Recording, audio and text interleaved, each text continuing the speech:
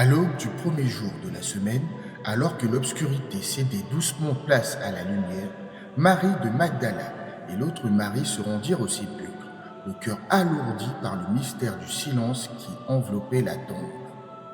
Soudain, un grand tremblement de terre secoua la terre entière, comme si le ciel et la création tout entière conspiraient pour annoncer l'inimaginable.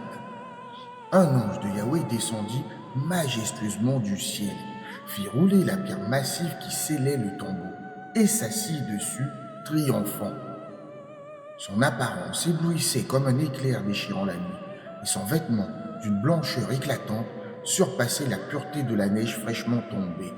Devant une telle vision, les gardes furent saisis d'effroi, tremblant comme des feuilles au vent, et s'effondrèrent, paralysés, semblables à des morts. L'ange, se tournant vers les femmes dont l'angoisse se mêlait à l'émerveillement, leur adressa des paroles empreintes de réconfort. « Vous, ne craignez point, je sais que vous cherchez Jésus, celui qui a été crucifié. Il n'est plus ici, car il est ressuscité, comme il l'avait annoncé. Venez, voyez l'endroit où il était couché. Maintenant, hâtez-vous, allez porter cette nouvelle à ses disciples. Il est ressuscité d'entre les morts et vous précède en Galilée. C'est là que vous le verrez. Je vous ai transmis ce message. » Leur cœur battant à l'unisson de leur crainte mêlée à une joie inexprimable, les femmes quittèrent rapidement le sépulcre, courant pour annoncer cette révélation aux disciples. Tandis qu'elles étaient en chemin, voici que Jésus lui-même leur apparut. D'une voix empreinte de douceur et d'autorité, il les salua.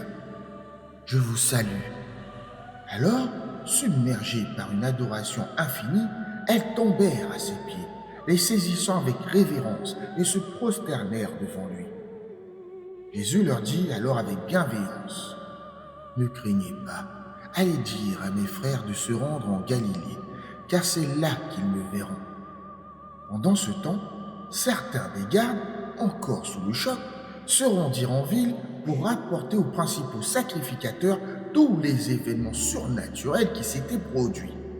Ceux-ci, réunissant les anciens pour tenir conseil, décidèrent d'acheter leur silence avec une forte somme d'argent. Ils donnèrent ces instructions aux soldats. « Dites que ces disciples sont venus de nuit et ont volé son corps pendant que vous dormiez. Si le gouverneur entend parler de cela, nous saurons l'apaiser et vous préserver de toute sanction. » Les soldats acceptèrent l'argent et répandirent cette version, qui demeure largement diffusée parmi les Juifs jusqu'à ce jour.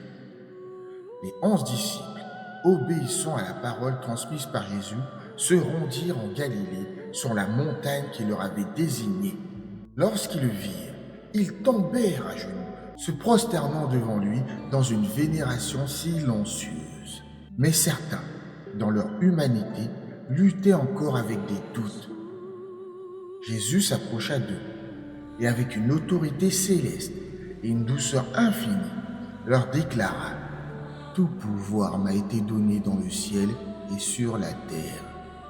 Allez donc et faites de toutes les nations mes disciples, baptisez-les au nom du Père, du Fils et du Saint-Esprit. Enseignez-leur à observer tout ce que je vous ai commandé, et sachez-le, je suis avec vous chaque jour jusqu'à la fin